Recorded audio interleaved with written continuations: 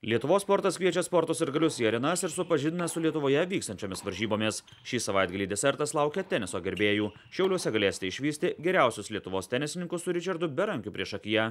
Deiviso taurės turnyre lietuviai žais su norvegais. Tikriausiai, kad šį kartą mes būtumėm turnyro favoritai, nes reitingai aukštesni ir daugiau Deivisų esame atžaidę. Prasidėjo Lietuvos futbolo čempionatas. A lygos favoritų laikomas jau 4. čempiono titulo iš eilės siekiantis Vilniaus Žalgiris. Jokie tikslai kitokie nekeliami Žalgiriui, tik tai tapti čempionais. Pirmą kartą aikštėje vienas prieš kitą kovojo broliai. Žalgiriui atstovaujantis Linas Klimavičius ir Trakų komandoje rungtyniaujantis Arūnas Klimavičius.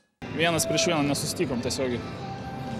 Gerai, kad ne vienas iš mūsų yra puolėjas, taip kad lengviau lošti. Žalgirio gretose debiutavo Anglijos Premier lygos lyderiui Leicester City klubui priklausęs puolėjas Simonas Stankevičius. Leicester City yra labai didelis klubas ir pirmą komandą tikrai buvo labai sunku įsitvirtinti ir pradėti ten žaisti. Visus Lietuvoje vykstančių varžybų tvarkaraščius rasite Facebook paskyroje Lietuvos sporto anonsai. Saulės mieste savaitgalį karaliaus tenisas. Šiaulių arenoje 3 dienas vyks Deiviso taurės varžybos. Lietuvos tenisininkai susitiks su norvegais. Lietuvos rinktinė atstovaus geriausi šalies tenisininkai. 86 vietą pasaulinėme reitinge užimantis Ričardas Berankis ir 335 vietoje esantis Laurynas Grigelis. Varžovai reitinge gerokai atsilieka nuo lietuvių. Tačiau norvegų gretose ambicingas Kasparas Rudas, kuris pirmauja pasaulinėme jaunių reitinge. Tikriausiai, kad šį kartą mes būtumėm turnyro favoritai, nes reitingai aukštesni ir daugiau Deivisų esame atžaidę, tai šioj situacijai persvara mūsų pusė. Žinau, namuose visada labai smagu žaisti, savas palaikymas, savi žmonės, draugai ir išties tai yra smagus renginys visiems, visai teniso visuomeniai Lietuvoje, tai džiaugiamės atvirai pasakius. Prieš 2 metus žaidėm, laimėjom 5-0, aišku, jų komanda. Manau, žaidėjai tokie patys, bet jie yra pastiprėję dėl to, kad vis tiek, kai esi jaunesnis, yra daug lengviau tobulėti, reitingi kilti, tai manau bus sunkiau negu prieš 2 metus. Bet šį kartą žaidžiame namuose, palaikymas mūsų žiūrovai, tai manau, kad mes favoritai, bet aišku negalime atsipalaiduoti ir turime kiekvieną mačą susikaupti ir bandyti kiekvieną taškelį išlošti. Lietuvos ir Norvegijos dvikovos nugalėtojas Liepos mėnesį susitiks su Liuksemburgo ir Pietų Afrikos Respublikos susitikimą laimėsiančią komandą. Neaišku, ar Lietuvos rinktiniai kituose mačuose galės padėti Berankis, nes pagrindinis 25 metų tenisininko tikslas Rio de Janeiro olimpinės žaidynės. Norint patekti į olimpiadą, lietuvių reikia pakilti ATP reitinge. Artimiausiu metu Berankis dėl reitingo taškų kovos Kazanėje Challenger turnyre arba prestižinėme Indian Wellso ATP Masters turnyre Kalifornijoje. Reikia taškų prisirinkti. Čia ir vienintelė bėda, kad jų dar kažkiek trūksta, bet viskas yra įgyvendinama. Nėra taip, kad trūktų labai daug taškų ir nėra taip, kad labai mažai. Tai vis tiek dar reikia pasitemti, susikaupti ir kažkaip pasiekti tą tikslą. Artimiausi planai, kaip ir sakiau, nelabai aiškus, kadangi buvo planuota, kad į Rusiją skrisiu po Deiviso, bet gali pasikeisti, kad ir Indian Wellsą į Kaliforniją pateksiu turnyrą. Tai dar klaustukas, o po to dar žiūrėsim. Metai neįtin sėkmingai prasidėjo antrąjį Lietuvos raketei Laurynui Grigeliui, tačiau dabar 24 metų tenisininkas išsigydė traumas ir tikisi grįžti į pergalių kelią. Mano fizinė forma nebuvo tobula paskutinius mėnesius dėl traumų, dėl visko, bet po truputį pradedu įeiti dėl to, kad jau praėjo mėnesis, kai tų traumų neturiu. Tai po truputį fizinę formą pradedu įeiti. Pirmadienį ryte skrendu į Meksiką, ten bus 4 Challengerio turnyrai. Ir iškart turnyras prasideda jau pirmadienį, bet mane pastatė žaisti trečiadienį, tai reikėtų greitai apsiprasti prie klimato, prie kitos laiko juostos, tai bus nelengva. Lietuvos rinktinėje Šiauliuose taip pat žais 21 metų Lukas Mugevičius ir 19-metis Tadas Babilis. Prasidėjo Lietuvos futbolo čempionatas. Pirmose sezono rungtynėse čempionų titulą ginantys Vilniaus Žalgirio futbolininkai rezultatu 2-0 nugalėjo Trakų klubą. Jau 4. čempiono titulo iš eilės siekiantis Žalgiris yra aiškus ir šio sezono favoritas. Žalgiriui jau, kaip sakyti, daug metų jau jie įrodo, kad yra favoritai tapdami kasmet čempionais ilgą laiką. Taip kad jokie tikslai kitokie nekeliami Žalgiriui, tik tai tapti čempionais. Taip kad nei vienas žaidėjas, manau, negalvoja, kad būtų gerai ten 2. ar 9. vietą paimti, visada tikslas tik laimėti ir tapti čempionais. Favoritai tai ką ir įrodė šios 2 varžybos Super taurė ir 1 turo čempionato, tai Žalgiris bus aiškus favoritas.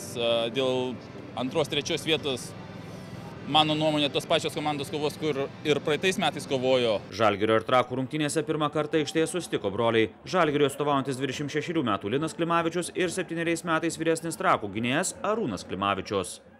Tikrai tai yra pirmas. Laimėjo brolis. Šį kartą. Kokie jausmai iš tikrųjų prieš vyresnį brolį žaisti? Na, apsipratau, jau sekmadienį žaidėm, taip kad jau šiandien jausmas geresnis. Tai yra netoks keistas, galiu pasakyti. Na ir tėtis buvo pats futbolininkas, ilgai žaidė ekrano komandoje. Pasišnekat, ką jie sako, už kurią komandą šį sezoną sirgs? Na, matot, jam gerai, nes visada laimėtojas bus tarpusavio varžybose. Taip kad, manau, neutraliai laikysis. O tau ką sakė? Kai Super Taurė buvo atvažiavęs, sakė svarbu, kad pagrindinį laiką 0 baigtumės, o paskui loterija tegu būna. Na, teko varžovą dengti kitą, taip kad baudos aikštelėje kaip ir 1-1 nesusitikom tiesiogiai. Gerai, kad ne vienas iš mūsų yra puolėjas, taip kad lengviau lošti. Vienas vienoje pusėje, kitas kitoje pusėje aikštės. Žalgirio gretose debiutavo Lietuvos rinktinės puolėjas Simonas Stankevičius. 20-metis puolėjas 2 metus priklausė šiuo metu Anglijos Premier lygoje pirmaujančiam Leicester City klubui, tačiau pagrindinėje komandoje neįsitvirtino ir buvo skolinamas kitoms komandoms. Pagrindinė priežastis, kodėl aš grįžau į Lietuvą, buvo pradėti žaisti vyrų futbolą. Aš sėdėjau ganėtinai ilgai Anglijoje, žaisdamas 21 metų futbolą. Žinoma, Leicester City yra labai didelis klubas ir pirmą komandą tikrai buvo labai sunku įsitvirtinti ir pradėti ten žaisti, todėl, manau, žingsnelis atgal tikrai mane pamaišys ir ypač pradėti žaisti vyrų futbolą. Žalgiris mane labai nustebino savo profesionalumu. Tikrai matosi, kad didelis klubas turi didelių tikslų ir tikrai didelių ambicijų. Taip pat per varžybas pamačiau, kad puikia atmosfera, fanai nerealūs, tikrai malonu žaisti čia ir malonu debiutuoti. Konkurencija didelė, bet futbole visur yra konkurencija ir tai tik stumia žaidėjus į priekį. Pas mus nėra tokių žaidėjų, kurie žūtbūt nori nugriauti vienas kitą, mes esame viena komanda, viena šeima ir kaip treneris pasakys, taip ir bus. Savaitgalį vyks likusios trejos pirmo A lygos turo rungtynės. Kol lauke dar nenutirpęs sniegas, rungtynės vyks dirbtinės dangos stadionuose. Utenos Utenis Kauno Žalgirį priims Visagine. Klaipėdos Atlantas su Kauno Stumbru žais Uostamiesčio stadiono rezervinėje aikštėje. A lygos naujokė Jonavos Lietuva su Marijampolės Sūduva rungtyniaus Kauno nacionalinės futbolo akademijos stadione.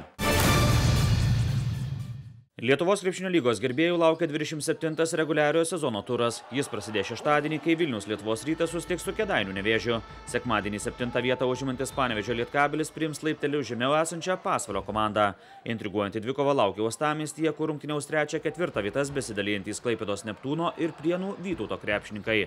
Dar 2 rungtynės lauks pirmadienį. Kauno Žalgiris susitiks su Utenos Juventusu, o Alytaus Dzūkija su Šiauliais. Po 26 turų LKL čempionate pirmauja 24 pergalės iškovoja čempionai žalgiriečiai. 4 pergalėmis atsilieka Lietuvos Rytas. Neptūnas ir Vytautas laimėjo po 14 kartų. Vos pergalė nuo pirmo ketvirto atsilieka Juventuso krepšininkai. Lietuvos vyrų rankinio lygoje šeštadienį vyks 16 turas. Iki reguliaraus sezono pabaigos likus 3 turams lygoje pirmauja čempiono titulą ginantis Klaipėdos Dragūnas. Per 15 rungtynių klaipėdiečiai iškovojo net 14 pergalių. Vos 1 pergalė nuo lyderių atsilieka vicečempionas Alytaus klubas. 3 vietoje su 11 pergalių rikiuojasi Kauno Granitas. 10 kartų laimėjo Vilniaus klubas. Vietas atkrintamosiose varžybose jau užsitikrino Vilniaus Šviesa ir Šiaulių Dubysa. Labai arti kelialapio Panevėžio Grifo komanda. Dėl paskutinio kelialapio atkakliausia kova vyksta tarp Varėnos Ūlos ir Pasvalio Kuranos. Jos turi po 3 pergalės. Outsiderių Utenos rankininkai laimėjo vos kartą ir jau beveik prarado viltis patekti į atkrintamąsias varžybas tarp 8 geriausių.